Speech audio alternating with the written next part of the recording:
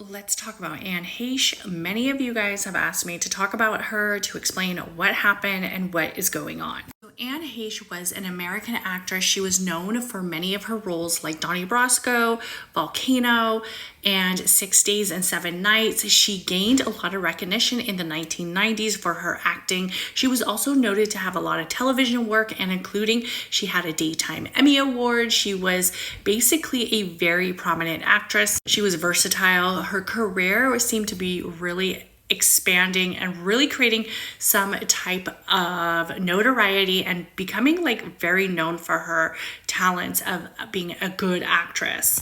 Anne Heche was also involved in a very high profile relationship with Ellen DeGeneres. So Anne Heche and Ellen DeGeneres' relationship definitely had some complications, and they actually had a breakup, but she was known for having this very high profile relationship in the 1990s, which made tons of headlines. And one of the headlines was basically because they were like the Hollywood first lesbian couple to really show that they were in love, show that this relationship was very much centered in a safe space, in a loving space.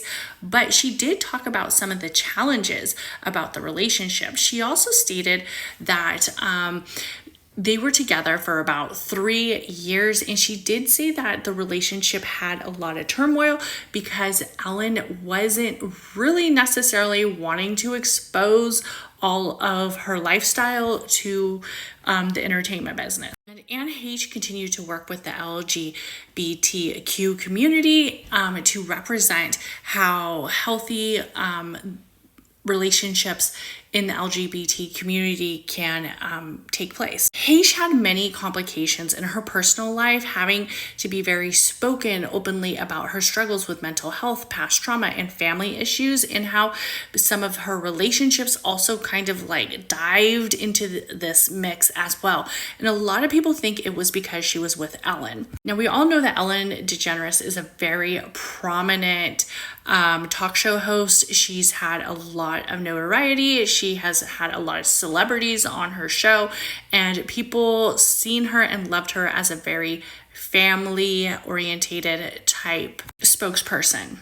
However, Anne Heche and Ellen DeGeneres' relationship did not last very long and only lasted for about 3 years. And after they broke up, there was tons of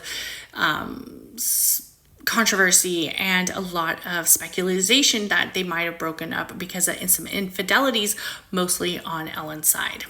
One of the biggest conspiracies that has been surrounding Anne Heche was the way that she passed. So she passed in August of 2022 following a car accident in Los Angeles. But there's been a lot of mystery and a lot of circumstances around this accident. Some of the notions and theories is that Anne Heche's car accidentally, suspiciously just was speeding, and it looked like she lost control, and many people were speculating that she was under the influence, but then the toxicology report came back negative, that she did not have anything in her system. So then people start to speculate, whoa, why was she driving so fast? Because she was driving 90 miles an hour, and I will show you guys footage of the accident. Also, there was a big, huge connection with one of her movies. She did a movie on human trafficking, and another theory claims that Anne Heche was targeted because she was starting to expose people. And many people believe that some of the people she was exposing were very high profile individuals. So she was involved in a film called Girl in Room 13. It was a Lifetime movie about trafficking. And some of the theories believe that this film was very sensitive in nature, and it was bringing this exposure of trafficking and how it is occurring in Hollywood. And a lot of people believe that powerful individuals wanted to silence her. They also believe that the media and the institutional media giants kind of made a cover up for some of these conspiracies, that basically her death was a large orchestrated act, And some people believe that maybe people were making her paranoid. Maybe they were making her go a little crazy. Maybe all these mysterious circumstances why she passed away were because people were like threatening her, or she was very paranoid. We know that she talked about mental health and she talked about her past trauma. So I could only imagine if she was speaking up about certain situations that maybe she had became very paranoid and she felt somebody was chasing her. And somebody could have been chasing her. We don't know the circumstances that led up to the time of that event where she was going 90 miles per hour in her Mini Cooper down Los Angeles residential area. So before her crash, she started like going on some interviews where she was basically saying like she was canceling herself from Hollywood, that she knew Hollywood was trying to cancel her.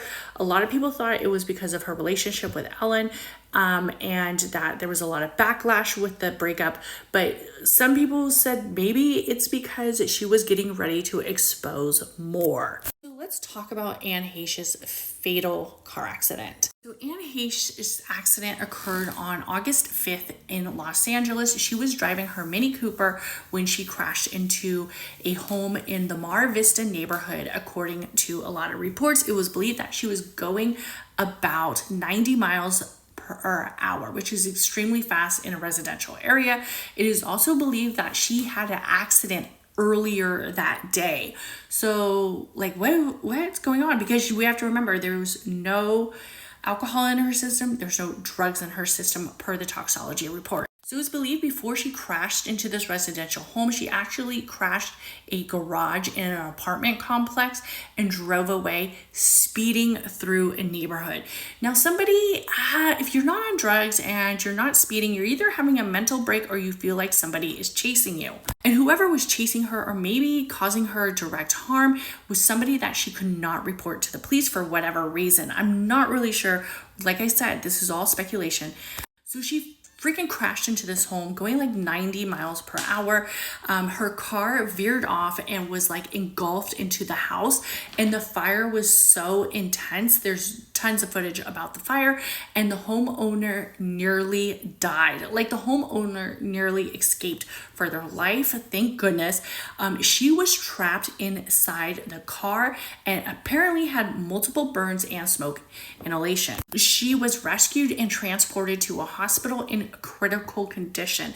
I will say, as a ex-ER nurse, smoke inhalation is extremely bad for the lungs and the respiratory system. Despite the medical efforts, Anne Heche never gained consciousness and was declared brain dead August 11th, 2022. Through the life support, they basically were able to take her off life support and donate some of her organs, which was something that she wished. The toxicology reports said that she did have narcotics in her system, including traces of cocaine, but then people are saying that no alcohol was found. So we have to remember that there is two reports. One report says that she had narcotics in her system. One report says she was absolutely clean. So it makes people wonder, like, what is going on? The crash of the aftermath raised questions and speculations of inhalation and thermal injuries, because a lot of people saw her get up right here. They saw her get up and they're thinking, well, they thought she would like survive, but for whatever reason, she did not. Like I said, it's a huge conspiracy. Nobody really knows. Do I think somebody was chasing her?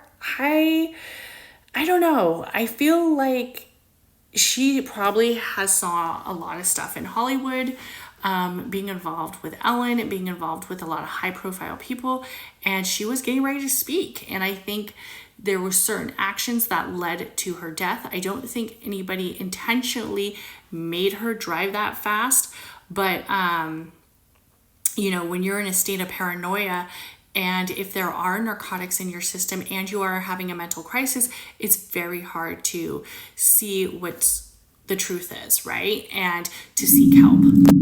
So this is the scene to the accident. As we can see, her speeding down 90 miles per hour in a residential area. She then crashes into a home.